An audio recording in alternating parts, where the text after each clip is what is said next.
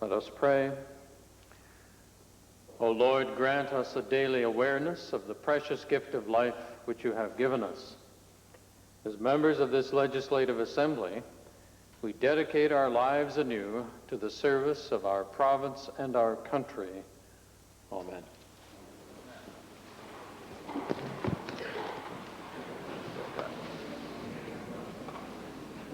Introduction of visitors.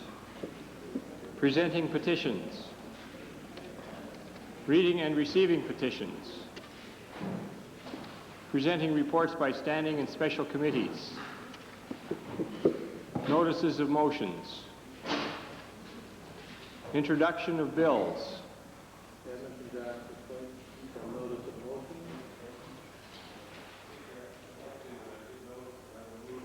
The conclusion of question period, that this Assembly extend its congratulations and best wishes to the scientific team of NASA's Cosmic Backgrounder Explorer for the discovery of some of the most ancient structures in the universe, which is among the significant scientific discoveries of our time.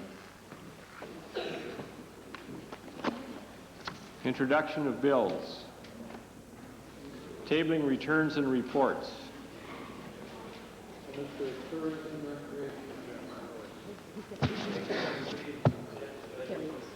Four copies of the Alberta Sports Council annual review for the fiscal year April 1, 1990 to March 31st, 1991. Thank you, Minister of Tourism, Parks, and Recreation. So I'm in the right way around here. Forestry, Lands, and Wildlife, please. Assembly, the response to written question number 163 submitted by the member for Edmonton Meadowlark regarding the integrated resource plans for the Northeast and Peace River regions. Minister of Education.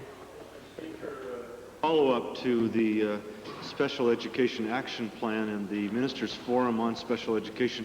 I'm pleased to file with the Assembly today a consultation paper regarding special education entitled The Placement of Exceptional Students, and I would ask all members of the Assembly to get copies of this and distribute it far and wide in their constituency for feedback to the government. Vegreville. Oh, sorry. Copies of a letter from the member for Vegreville to my colleagues in the Alberta Legislature requesting their assistance in determining who is the oldest person living in the province of Alberta. Thank you. Minister of the Environment. Speaker, I'd like to table with the Assembly the Bow Corridor bibliography, the final report.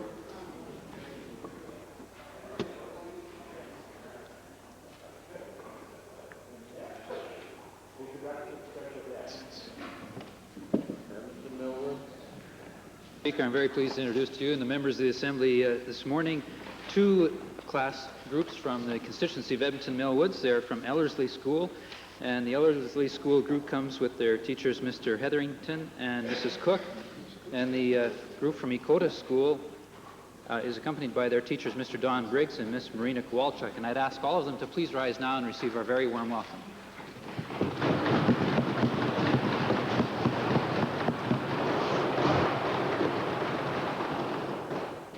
Edmonton Strathcona. Mr. Speaker, it's my pleasure to introduce to you and to the Assembly this morning some visitors from a constituency school in Edmonton Strathcona, the King Edward School. There are two classes consisting of 51 students, 27 in the public gallery and the rest in the members gallery. They are accompanied by their teachers, Ms. Evelyn Skukin and Heather Brunette, and by a parent helper, Ms. Marty Poole. I'd ask them to rise and be recognized by the Assembly.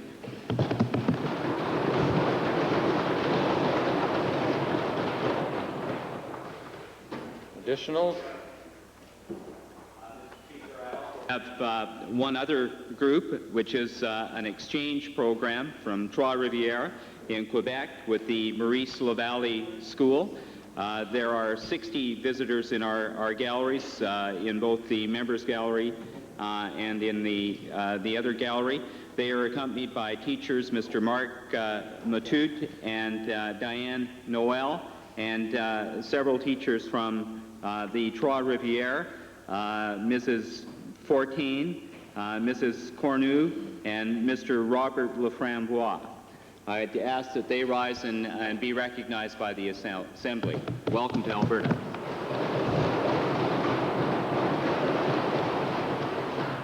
Minister of Culture, Multiculturalism. I'd like to introduce someone in the members gallery who's probably not expecting this, but I'd like to introduce Tom Eager, who is the president of the Edmonton Jasper Place Progressive Conservative Association.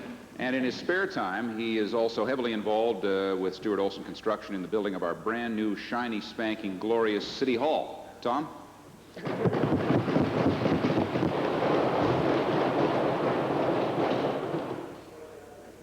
Additional.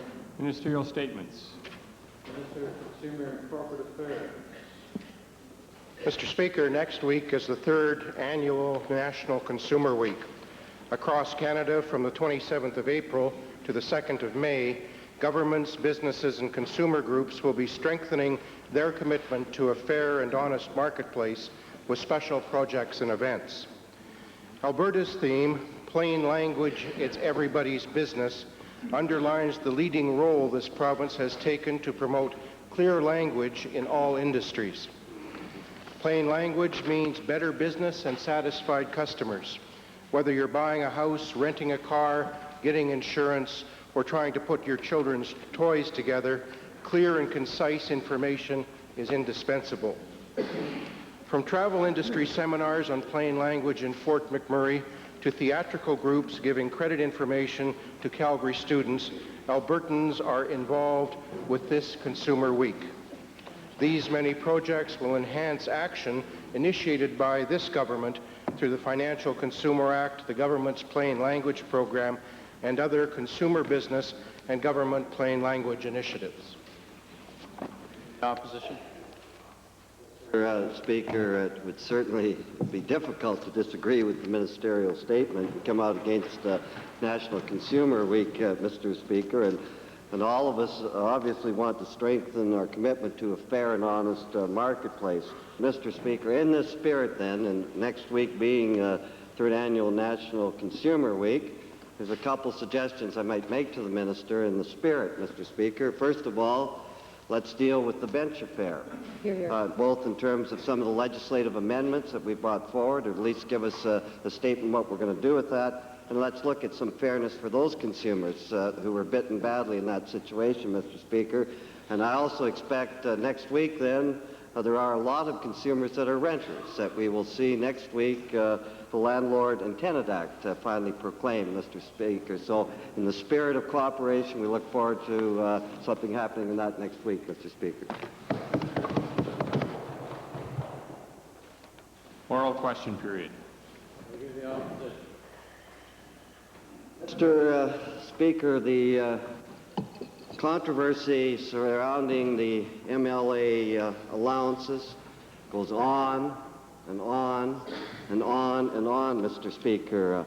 And if I may say so, this is created by what I consider the stubborn refusal of the Premier to submit this to an independent commission and deal with this matter once and for all, Mr. Speaker.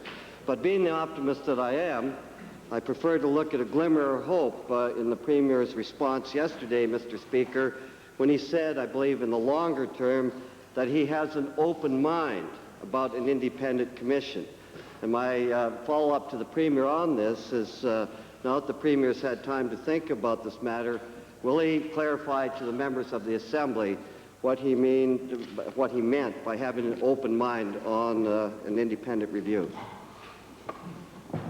Well, Mr. Speaker, as I pointed out yesterday, had the experience in the legislature, and I think probably many of the members here have, the experience of having both an assessment made by independent commissions and an assessment and recommendations made as well by member services. And in those cases, they've tended to work out relatively fairly. And so my position yesterday was to say that while we are dealing now with a concern that has caused members, all parties, to be uncertain about their position with regard to the capital city living allowance, that should be referred to the all-party member services committee.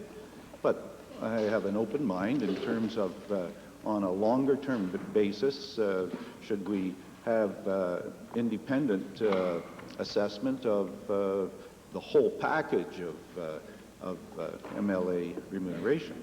And that's always been my position in the past, and I've expressed it again yesterday. Speaker, if the Premier has an open mind about the whole package, that's precisely what we've been calling for, Mr. Speaker. And I would say to the Premier right now that there's a fair amount of political carnage going out there, and this issue is not going to go away. And if the Premier has an open mind on this, I suggest to him, and again ask, why, to deal with this issue right now, don't we put the whole package to an independent commission? And this would stop the problems that we have right now, Mr. Speaker, and the Albertans would respect their politicians more.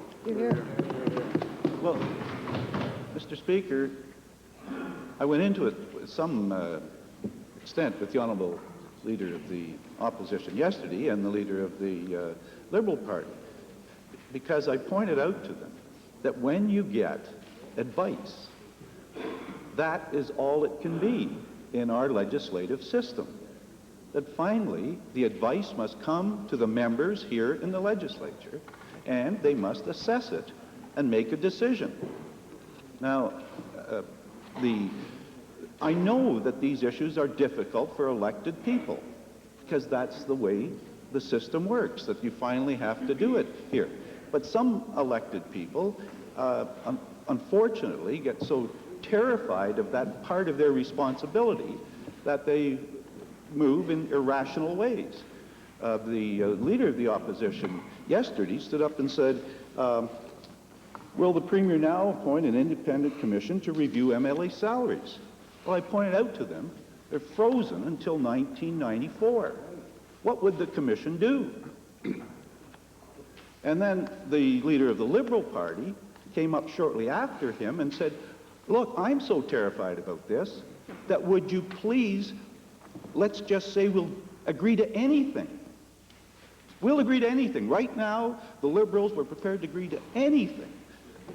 Doesn't matter what the commission, independent group of people did, we agree. We're so scared of this issue, we agree. Now, unfortunately, we're elected here to take responsibility for some difficult things. And that's the point I was making with the members.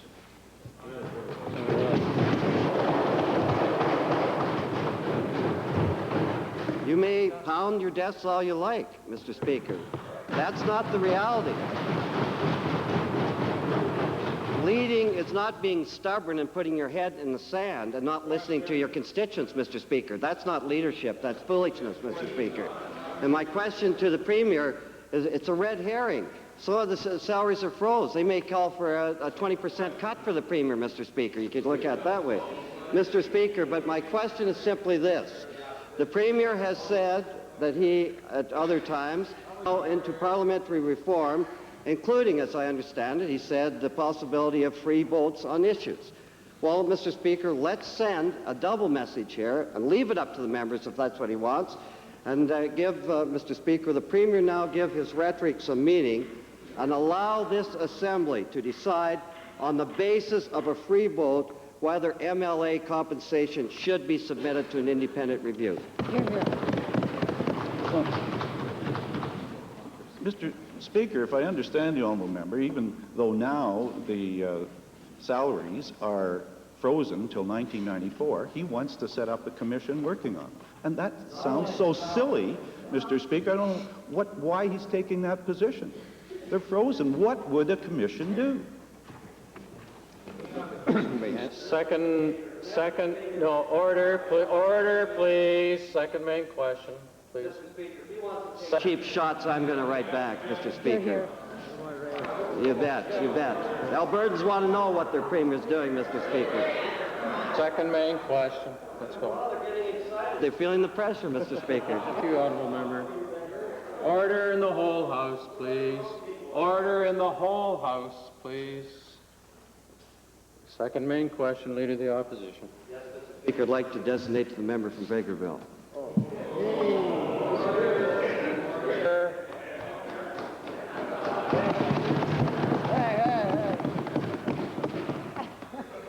Mr. Speaker, when the government announced cuts and job cuts and layoffs last week involving some 77 positions in the Department of Agriculture, they made it sound like numbers on a piece of paper, statistics and nothing more.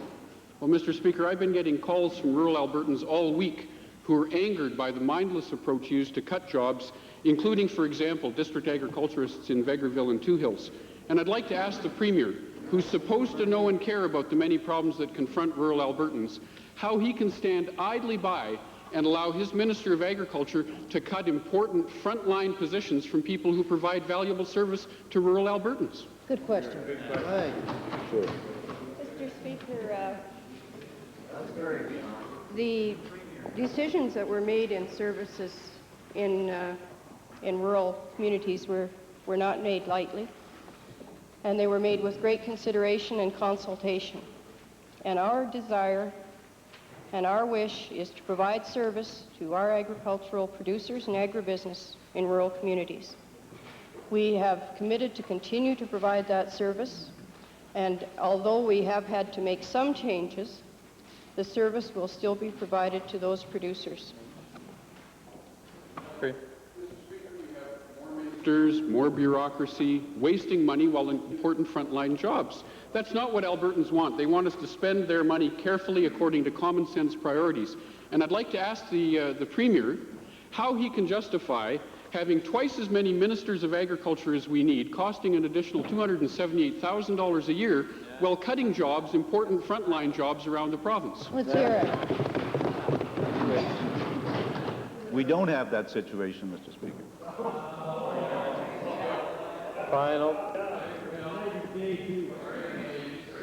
The member for McLeod used to be able to do it on his own, Mr. Speaker, and surely you can find someone better than the member for Bonnyville to be the Minister of Agriculture.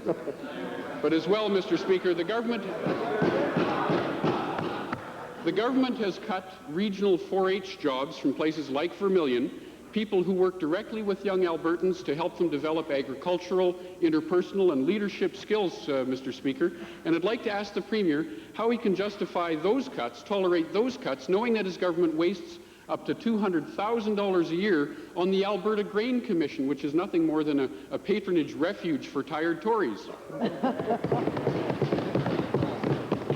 Mr. Speaker, I would like to assure the House that there have not been any support, there has been no support removed from 4-H clubs in this province. What we have done is change some support people in the leadership way. And what in fact we have done, I think, is responsible in making some changes to ensure that we can continue to give that support to the clubs, to their volunteer leaders. We have amalgamated some positions. I can assure the member that our commitment to 4-H and the great value that it provides to our young people in this province is as strong as ever. I will also assure the member that we will continue to deliver that support to our clubs, to our leaders, to those hundreds of volunteers in this province that work with 4-H clubs, to deliver that program, which is today and will remain the most effective, I believe, in Canada. So we will be working with them. Our district home economists play a great role in working with 4-H. That commitment will increase as well as continue. But there will be no reduction of this government's commitment of support to the very valuable contribution that 4-H has made in this province over 75 years.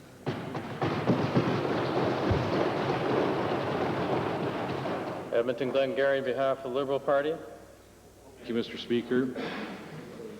The Alberta taxpayers have pumped in something like $67 million into the gainers in Alberta. The Auditor General, in his most recent report, notes the tremendous losses that Gainers has incurred, and also notes, even though the government has taken over Gainers, that Gainers has yet to file a financial statement for the most recent year. Mr. Speaker, once burned, you'd think twice shy. I'd like to ask the provincial treasurer why the government is now offering 3 prospective buyers of Gainers further taxpayer financial support. Mr. Speaker, we're not doing that. Speaker, I'd like to then put the question to the Minister of Agriculture, who in Red Deer has indicated that financial support is being offered to 3 prospective buyers. And I'd like the minister to give us the specific details of what he's telling those specific buyers. Mr. Speaker, I have absolutely no idea what the honourable member is talking about. I have no time in Red Deer or anywhere else indicated that this government was giving financial support to any prospective buyers. I have confirmed that we are in discussions with prospective buyers, but the intent is certainly not to be in any way financially supporting a buyer.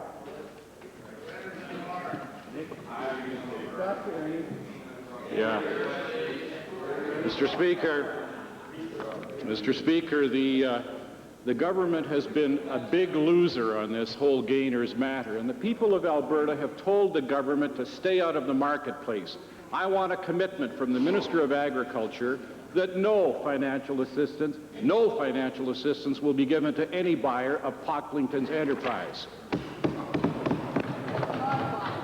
Mr. Speaker, contrary to what the honourable member from Edmonton Glengarry, or maybe his advisor, the honourable member from Westlock, may be hearing from producers out there, what I'm hearing, particularly from the producers in northern Alberta, is thank God this government had the political will to take that plant and keep it operating to serve the northern producer. I had that input as recently as last night from a group of producers that were expressing extreme disappointment that the member from Westlock really didn't understand their industry, and could I do anything to educate him. I assured him I had tried and had not succeeded.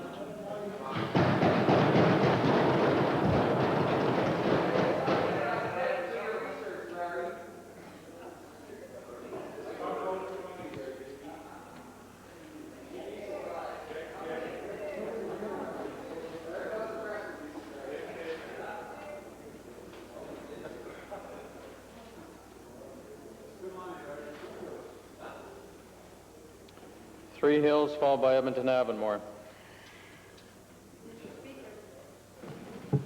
Mr. Speaker, as some honourable members will be aware, and I believe there are several in this Assembly, the Individuals' Rights Protection Act was introduced on May 5th, 1972. The 20th anniversary of that introduction will be falling within just over a week.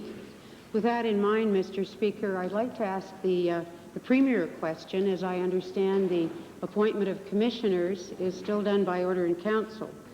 And so with that responsibility, would the Premier clarify the comments that are now being made by the Chief Commissioner of the Human Rights Commission as to his future with the Commission?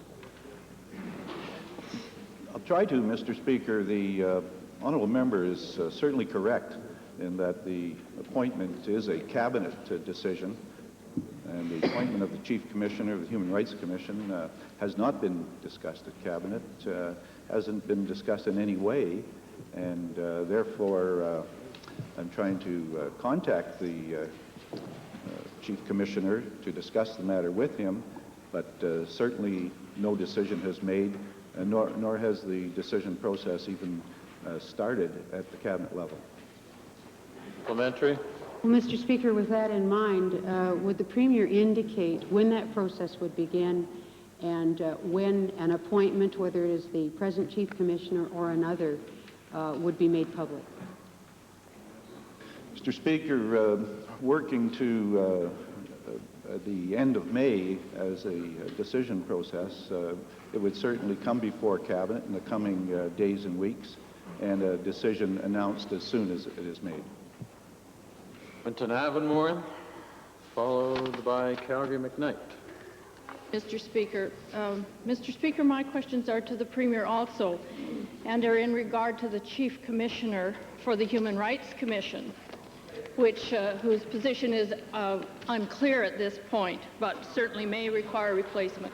Mr. Speaker, the public is crying out for open and honest government. And so if the replacement for the Human Rights Commissioner is in fact necessary, it is an opportunity for this government to demonstrate a willingness to respond to the public outcry. Would the Premier then, given that this position was secretly upgraded to the level of a deputy minister, commit to hiring a new chief commissioner, if in fact that is necessary, through open competition, and consider establishing an all committee with equal representation for all parties to do that. External evaluation. Well, Mr. Speaker, the honourable member was obviously caught in the line of questions, and that question's already been dealt with. As I told the... Yes, it is. Mr. Speaker, the honourable member, if she just considers my answer to the member from Three Hills, would understand that she's raised a hypothetical situation. Right. Supplementary. Mr. Speaker, the decision to reappoint the Human Rights Commissioner will come up the end of May. Will the Premier at this time commit to that decision being made by an all-party committee composed of members from all three parties, equal representation from all three parties in the House?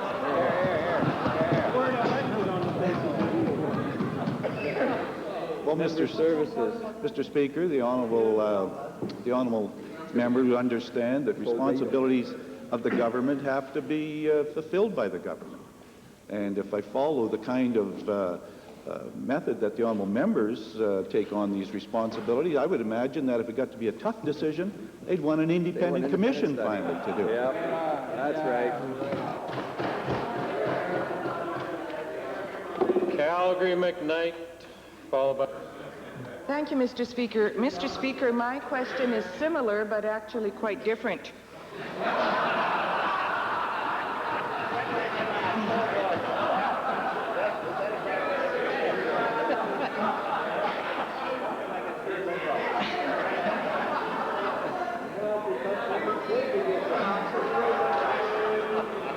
Stop wasting our time now.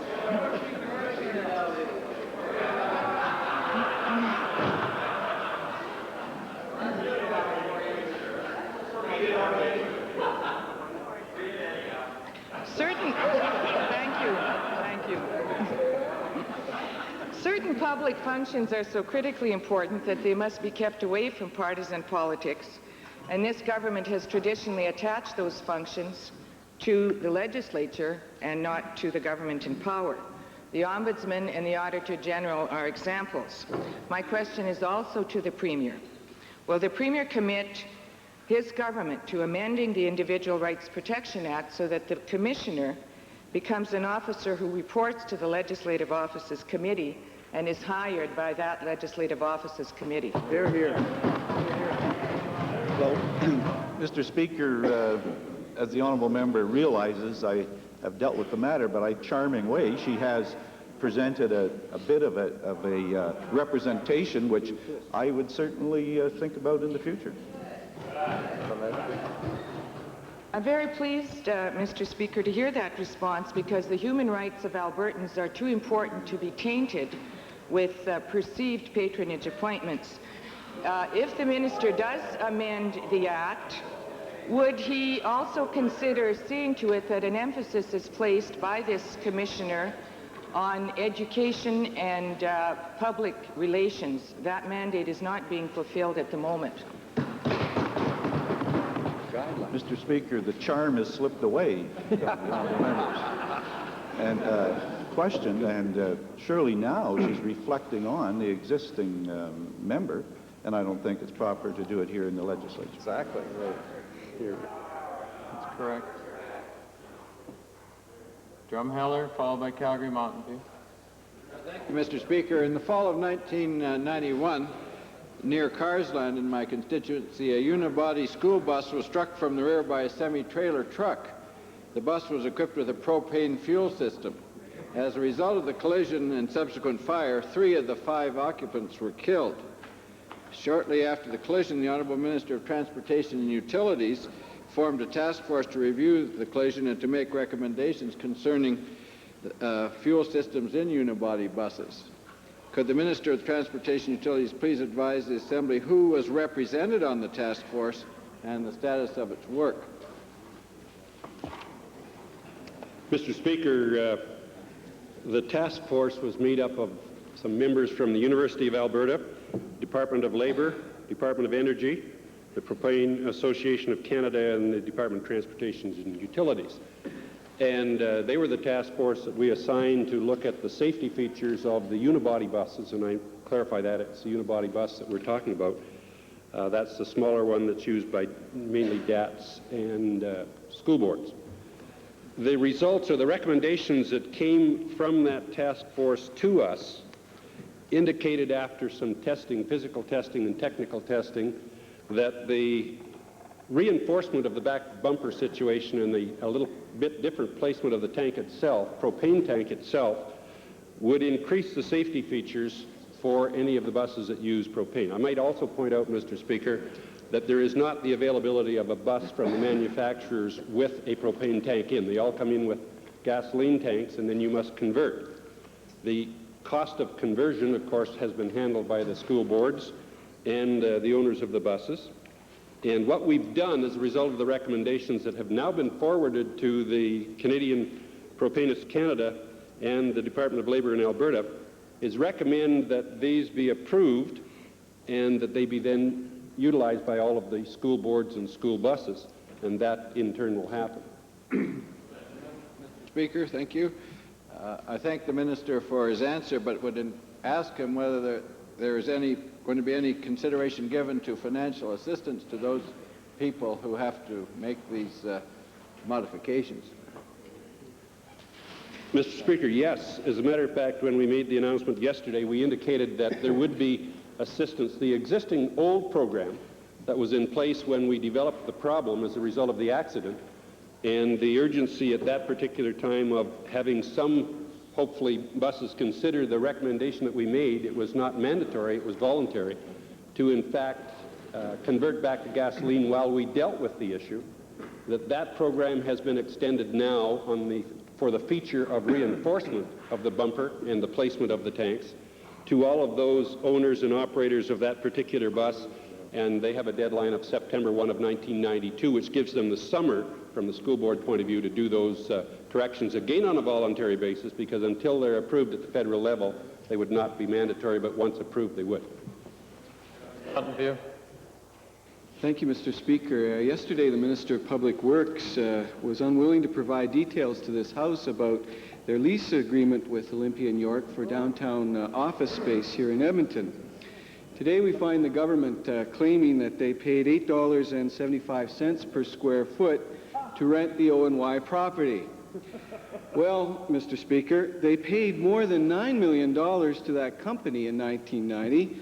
So using the minister's figures, which may very well be in doubt, it means that they rented over 1 million square feet in a building with less than 600,000 square feet of rentable space. Will the minister now tell us just how many square feet are they really renting in that project, and will he finally tell us what is the true rental rate that they're paying? Mr. Speaker, first of all, the Minister of Public Works and Supply and Services did not refuse to provide information yesterday. Mr. Speaker, you know darn well that on many occasions, when a question's been asked, I've often said that I'd be happy to provide the information.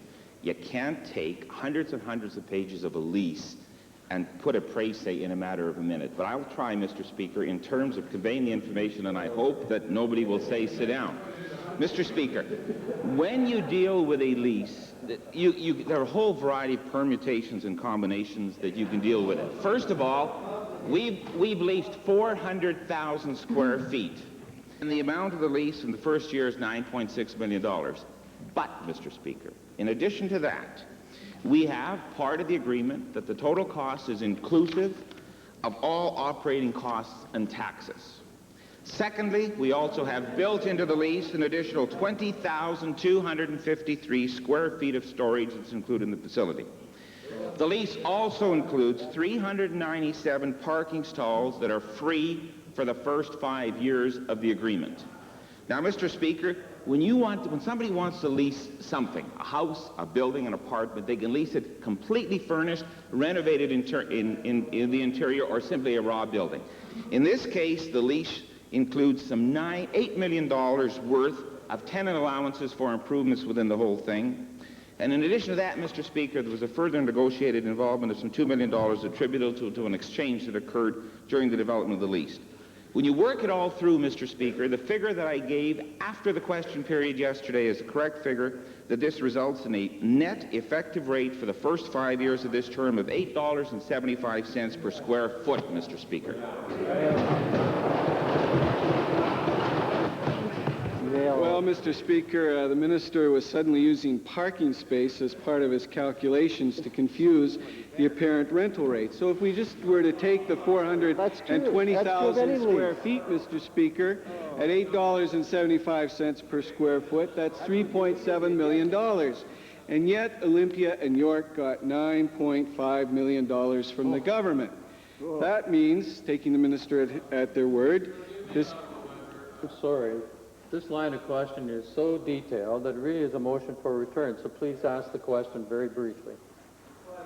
Mr. Speaker, if they're paying $5.8 million and they've got 400 parking stalls, that works out to about $14,000 per stall. I'm just wondering if the minister could justify to the taxpayers paying more than $14,000 per year for parking stalls in downtown Edmonton. Mr. Speaker, I want to repeat again that this, and the Hansard has these parameters that are associated with it. Mr. Speaker, including the $8 million plus in terms of the improvements, the parking stalls that are in place for some 5 years, and the net effective rate on an annual basis is $8.75 per square foot for this first year. Now, it's pretty naive, Mr. Speaker, for any member, an honorable member, to stand up and basically say, well, parking is not part of a parameter in terms of leasing space in the downtown of a city.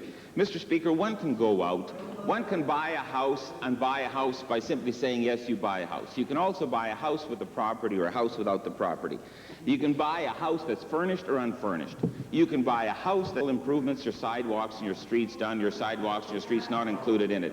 The same kind of principles apply when you deal with leases, Mr. Speaker, anywhere in the province of Alberta. And those parameters are dealt with on the conditions, the marketplace conditions at a given time, and they're held through for a certain period of time. The ONY agreement, Mr. Speaker, was a 20-year agreement built in segments of 5 years each. And I'll repeat what I said yesterday, Mr. Speaker. There are questions in the order paper. I'd be very happy to deal with them in a more specific way. I'd be delighted to go before the Public Accounts Committee, Mr. Speaker, a committee that's chaired by the member of the opposition party, and deal with this matter, Mr. Speaker. And the estimates of Public Works Supply and Services will also be coming up during the session. And any honourable member, if they want to look back in answers, they'll see that I've already made comments on why. I'd be happy to do it again, Mr. Speaker. But please, to the honourable member, let's deal with fact and the truth instead of fantasy.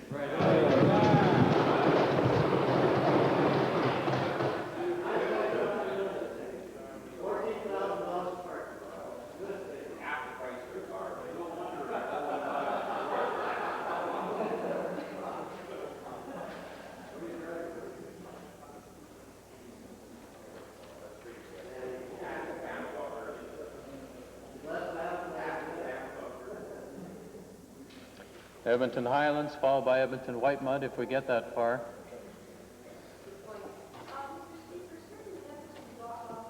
Lately have taken to the practice of hiring what they call physician's assistants. These people are trained in the U.S. It's a 2-year diploma. And what happens is this. If the doctor isn't on the ward at the moment, these guys come in like pretend doctors, and they take charge. They can order drugs on doctors' order sheets, and by the way, they supervise nurses, even Bachelor of Science nurses.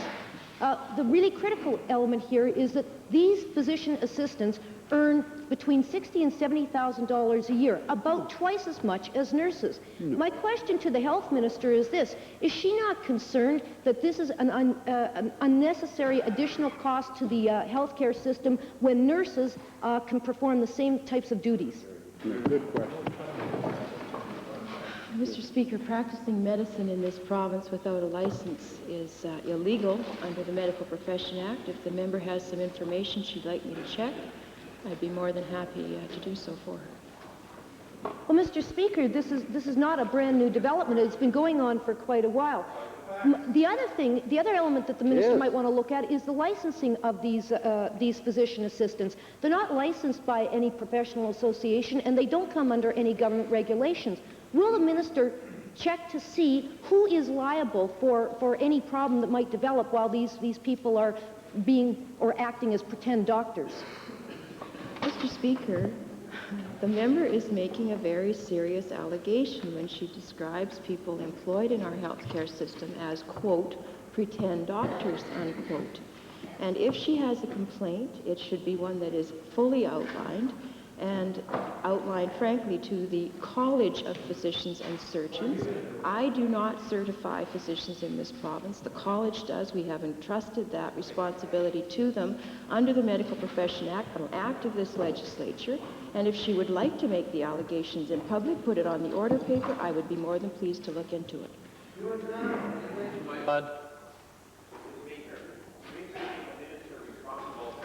Stated in this assembly, and I quote, "Under the Criminal Code of Canada, private ownership of devices such as video lottery terminals is not legal.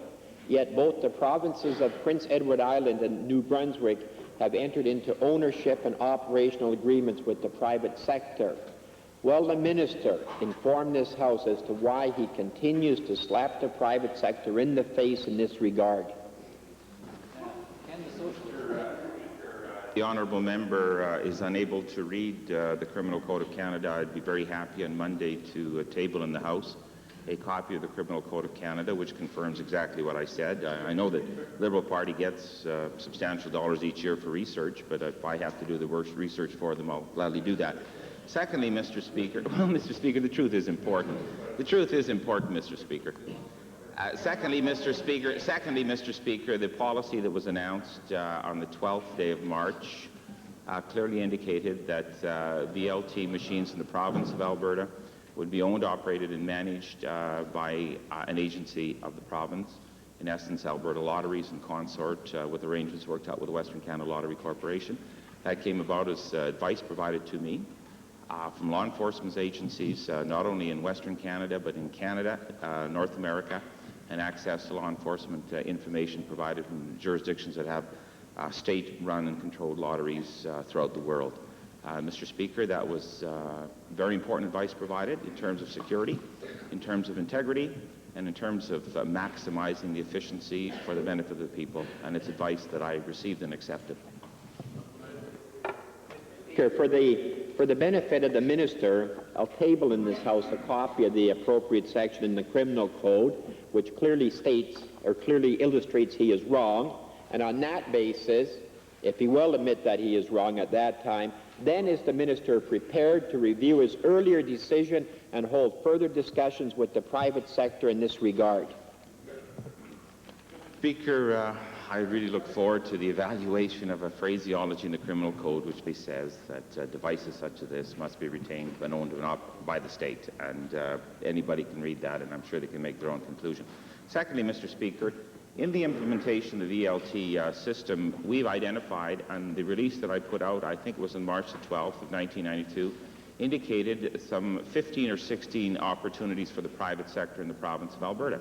Opportunities that include the provision of the major hardware that would be provided for the computer system that would be installed, and provision of all the machines themselves, the sales of the machines, either the development of the machines, sales of the machines to the Alberta lotteries. Mr. Speaker, as of today, we've had some 50 submissions provided to us by the private sector in this province to be involved in both of those activities. In addition to that, the venues, the places where the VLTs will be located in, are in private sector operations. In some other jurisdictions in Canada, as an example in Manitoba, the casinos are owned by the state. They are not in the province of Alberta. We provided those opportunities for the private sector here in the province of Alberta, and also provide them with a commission effective the first week of August, which will be 15% of net. And Mr. Speaker, that release contains an additional 12 or 13 or 14 examples of opportunities for the private sector. Order, followed by Edmonton Jasper Place. Economic diversification has been a key element in this government's strategy for some time. And yesterday, an announcement was made for a $10 million economic development agreement in communications technology between the Government of Alberta and the Government of Canada. I would ask the Minister of Technology, Research, and Telecommunication, if he could identify the linkage between the announcement yesterday and meetings held in Ottawa approximately 2 weeks ago on information technology. Good question. Mr. Speaker, the honourable member has referred to two initiatives which are, I think, extremely important for the province of Alberta, and I think it's important to note that both of those initiatives reflect back to a statement made by the Premier at the First Minister's meeting to the economy, wherein he referred to the type of infrastructure of tomorrow as being not roads and highways and railroads as much as communication linkages, high-speed networks, and things of that order, because that certainly is the infrastructure of tomorrow. The announcement yesterday, it was a joint announcement with the federal government, which involves $10 million, $5 million from each of the governments, that will deal with establishing technology or commercial communications technologies in Alberta that are very, very important to the economic growth of our provinces. The announcement will involve $5 million going to research and development in a new thrust of telecommunications, which is in the area of wireless research and development through TR Labs. There will be about $2 million going into microelectronics technology, and further $3 million into information technologies. The link with the second aspect, the second initiative, is that I did had the opportunity to lead and be with a private sector initiated thrust in the information technologies to meet with various federal officials and ministers.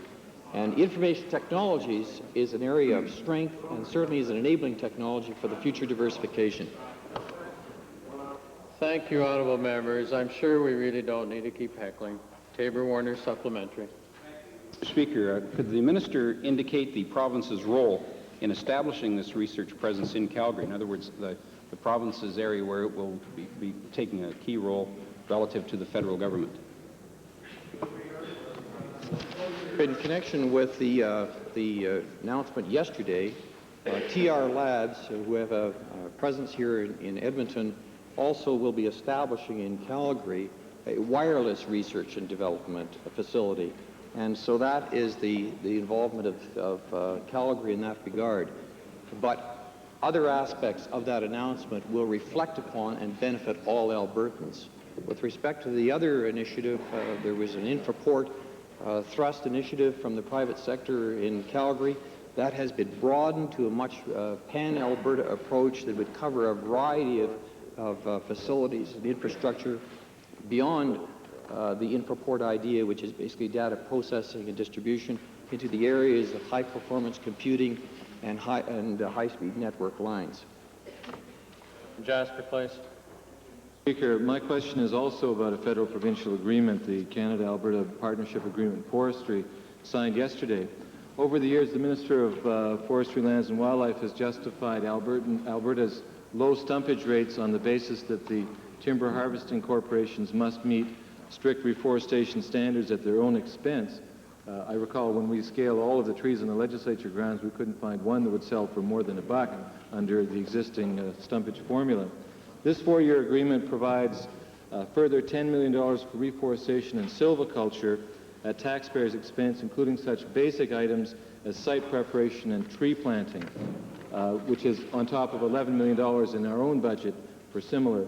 I'd like to ask the Minister why the taxpayers are paying for reforestation on quota held by such needy corporations as Daishawa, Procter & Gamble, and Ware.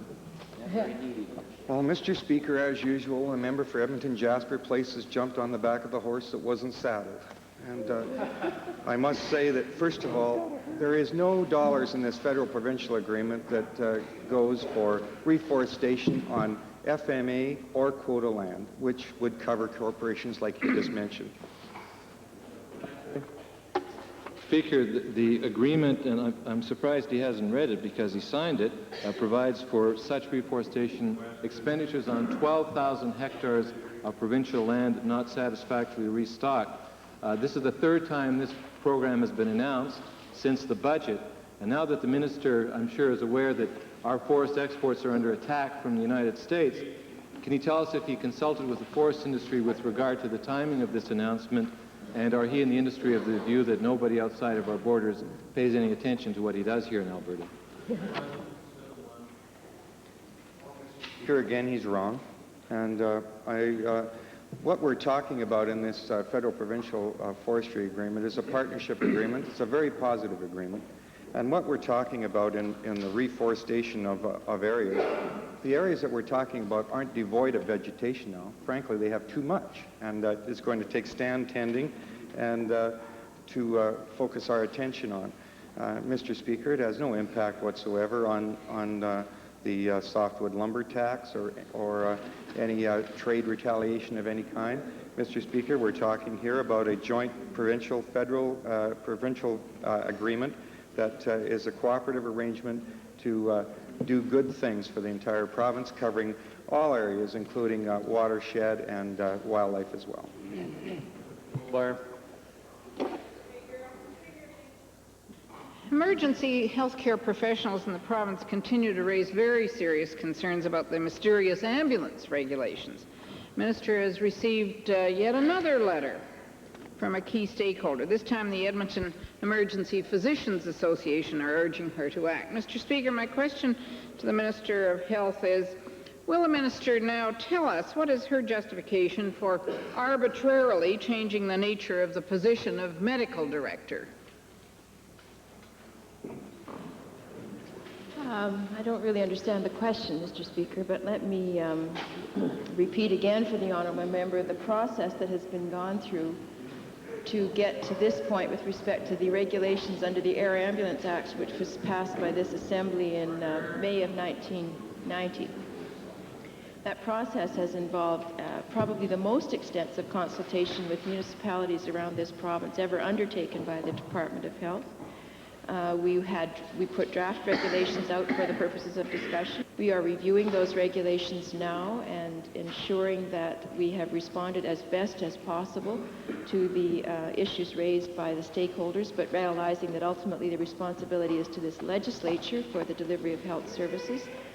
Those regulations have not yet been finalized, and I would be more than pleased to discuss them with the honourable member when they are.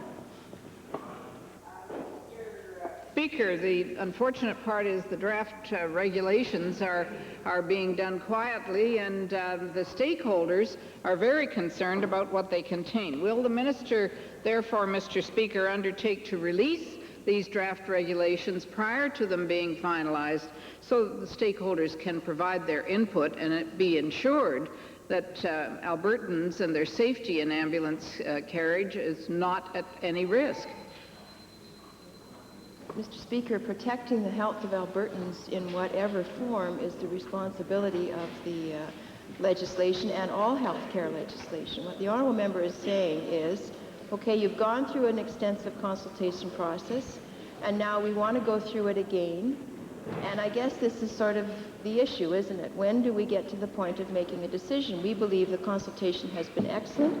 I certainly have received reaction on some of the concerns people have, but they are based on not the final regulations, but concerns that they have as of speculation, some of which may be being fueled by these kinds of questions. The consultation process has been extensive. When the regulations are ready to be tabled, I'd be more than happy to respond to the honourable member's question on fact as opposed to speculation. Might we revert briefly to the introduction of special guests? Opposed? Carried. 4 groups in this order: Edmonton Meadowlark, Edmonton Gold Bar, Edmonton Strathcona, Westlock Sturgeon. First, Edmonton Meadowlark. Thank you, Mr. Speaker. Mr. Speaker, it gives me great pleasure to introduce to you and through you to the members of the legislature 6 students from Hillcrest School. They are accompanied by Miss Monique Moore, the adult literacy instructor from Continuing Education. I would ask that they rise in the gallery and receive the welcome of the members of the Legislative Assembly.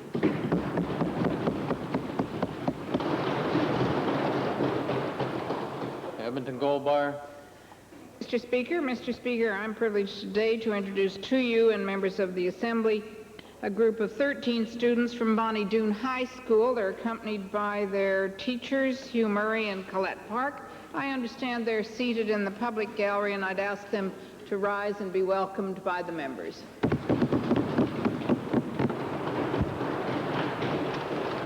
Edmonton Strathcona rerun. Speaker, when I earlier introduced this group, they hadn't arrived in the gallery. This is the exchange program between Quebec and Alberta. A group of students from Notre Dame du Rosière and Trois-Rivières are in the gallery. There are 63 students here, accompanied by 5 teachers, 2 teachers from the Maurice Lavalley School, the host school, Mr. Marc Matou and Ms. Diane Noel, and 3 teachers from Quebec, Mrs. Fortine, Mrs. Cornu, and Mr. Laflambois. I'd ask that they rise in the members' gallery and be recognized by the House.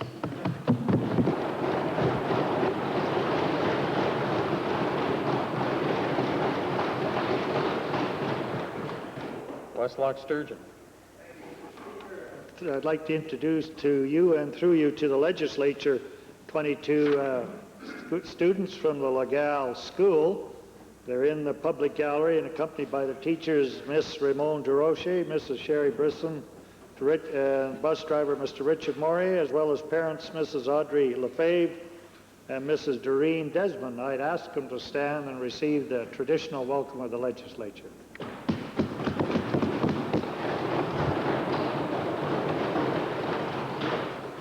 Standing Order 40 request, Edmonton Jasper Place. I believe all members now have a copy of the motion. I won't read it again. On the matter of urgency, there's very little doubt that any person who lives on this planet has wonders about the origins of our universe and the meaning thereof. I would simply point out that Stephen Hawking, who's a Lucasian professor of mathematics at Cambridge University, who will be visiting the city of Edmonton next month, wrote a best-selling book called The Brief History of Time, in which he observed that the discovery that the universe is expanding was one of the great intellectual revolutions of the 20th century. Until the recent discovery, it was only a theory, but the theory of an expanding universe, or the Big Bang theory, required proof, and evidently what was discovered by the cosmic background explorer is proof of the expanding universe theory, which Professor Hawking shows mathematically proves that time has a beginning. I leave it for all members to contemplate on Sunday what that means as they prepare for Earth Day celebrations. But I'd like to seek permission to move this motion of congratulations. What's that? Standing Order 40 request with regard to urgency. Those in favor to letting the matter proceed, please say aye. Opposed, please say no. Okay. Orders of the day. Committee of Supply.